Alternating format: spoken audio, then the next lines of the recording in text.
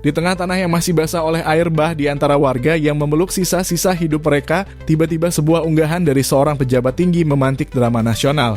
Sebuah unggahan yang seharusnya menjadi simbol empati malah berubah jadi panggung besar penuh kritik, sindiran, dan kemarahan publik. Dan ironisnya, sebuah video lama yang menampilkan bintang Hollywood Harrison Ford ikut kembali muncul seolah menambah bara di tengah bencana. Inilah drama baru di tengah bencana Sumatera. Semua bermula ketika Menteri Koordinator Bidang Pangan, Zulkifli Hasan membagikan momen kunjungannya ke Padang setelah banjir bandang dan longsor melanda wilayah itu. Dalam unggahan itu, ia menulis kalimat penuh empati tentang rumah yang hilang, tentang kenangan yang hanyut, dan tentang harapan yang akan dibangun kembali. Kalimatnya hangat, pesannya menyentuh. Tapi warganet tidak semuanya menerimanya begitu saja. Hanya dalam hitungan jam, kolom komentar berubah menjadi semacam ruang sidang terbuka. Banyak yang mengaitkan bencana saat ini dengan masa lalu, tepatnya ketika Zulhas menjabat sebagai Menteri Kehutanan. Ada yang menuding kebijakan masa lalu sebagai pintu bagi kerusakan hutan, ada yang menyindir, ada yang melontarkan komentar pedas, dan ada juga yang menjadikannya bahan guyonan. Beberapa komentar bahkan menyebut bahwa bencana hari ini adalah warisan masa lalu. Sementara yang lain menilai kritik itu sudah terlalu jauh, apalagi ketika ribuan warga sedang butuh bantuan dan dukungan moral. Drama tidak berhenti di sana. Ford mempertanyakan kerusakan hutan, jalan ilegal, hingga dampak terhadap habitat hewan liar. Pertemuannya dengan Zulhas, yang saat itu menjabat Menteri Kehutanan, menjadi momen yang paling diingat publik. Dalam video tersebut, Ford tampak serius, intens, dan frustrasi. Sementara jawaban Zulhas dianggap terlalu santai.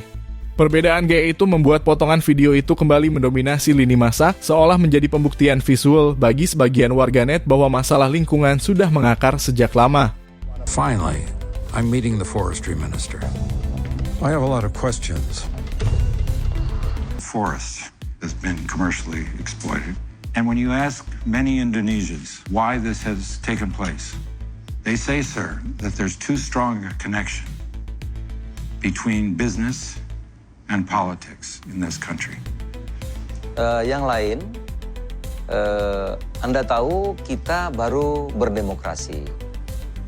Tapi saya yakin kita dalam waktu yang panjang mungkin akan terjadi titik yang seimbang. Akhirnya publik terbelah dua. Ada yang menilai bencana saat ini punya jejak panjang yang tidak bisa dihapus. Tapi ada juga yang menyebut ini hanya sentimen yang dipanaskan ulang oleh timeline media sosial. Politisi Partai Amanat Nasional atau PAN, Ahmad Yohan, ikut angkat suara. Ia membantah keras bahwa Zulhas adalah penyebab banjir Sumatera. Menurutnya, tudingan itu tidak punya dasar logis maupun data, dan video lama Harrison Ford disebut tidak menampilkan konteks secara lengkap.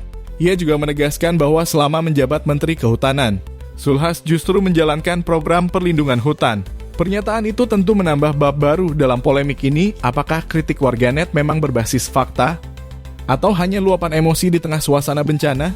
Namun satu hal jelas, publik menaruh perhatian besar pada rekam jejak, terutama ketika bencana ekologis kembali menghantam wilayah yang sudah puluhan tahun bergulat dengan persoalan lingkungan. Di balik kontroversi itu, sosok Zulkifli Hasan sendiri memiliki perjalanan panjang dalam dunia politik. Dari akar keluarga petani di Lampung, ia meniti karier hingga menjadi Ketua Umum PAN, Menteri Kehutanan, Menteri Perdagangan, dan kini Menko Bidang Pangan. Perjalanan itu panjang, kompleks, dan tidak luput dari sorotan maupun kritik. Bagi sebagian orang, unggahan empatinya di Padang adalah wujud kepedulian. Bagi sebagian lainnya, itu mengingatkan kembali pada lembaran lama yang dianggap belum tertutup. Bencana di Sumatera membuka banyak luka warga yang kehilangan rumah, luka alam yang terus tergerus, dan luka kepercayaan publik yang belum sepenuhnya pulih. Di tengah itu semua, perdebatan soal akuntabilitas, rekam jejak, dan tanggung jawab lingkungan kembali menjadi pembahasan utama. Yang pasti, publik tidak hanya melihat apa yang dilakukan pemerintah hari ini, tapi juga apa yang pernah dilakukan di masa lalu. Dan drama ini tampaknya belum akan berakhir dalam waktu dekat.